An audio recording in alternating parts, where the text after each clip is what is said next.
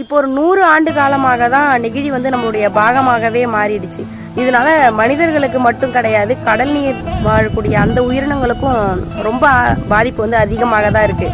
ஒரு அறிவியல் ஆராய்ச்சி என்ன சொல்லுதுன்னா, கிட்டத்தட்ட 2050ஆம் ஆண்டுலலாம் கடல்ல வந்து மீனுக்கு சமமாக சராசரியாக பாதிக்கு பாதி வந்து நெகிழி பைகளும் குவிய போகுது அப்படின்னு சொல்லிட்டு இருக்காங்க. கண்டிப்பாக நம்ம எல்லோருமே பயன்படுத்துவோம். கண்டிப்பாக கொஞ்சம் கொஞ்சமாக குறைப்பதற்காக ஒரு சின்ன விழிப்புணர்வு தான். கண்டிப்பாக பிளாஸ்டிக்கை ஒழிச்சோன்னா மூச்சு திணறல் போன்ற பல பிரச்சனைகள் வந்து நம்மளால கட்டுப்படுத்த முடியும். அதனால ஒரு மரம் கூட ஒரு ஸ்டோரி ஒன்று படிச்சிருந்தேன். அதாவது மரத்துக்கு அடியில் மண்ணுக்கு அடியில் போய் மரத்தோட வேரில் வந்து அந்த பிளாஸ்டிக் சிக்கிறதுனால அந்த மரத்துக்கும் மூச்சு திணறல் ஏற்படுதான். அது எப்படி இருக்கு பாருங்க. அதாவது மரத்துக்கு அடியில் போய் அந்த வேர்ல பிளாஸ்டிக் சிக்கியதுனால அந்த வேரால கூட தண்ணியை உறிஞ்சி ஒரு மரத்தை ஓங்கி வளர விட முடியல. அப்படிங்கும் போது அந்த மனிதன்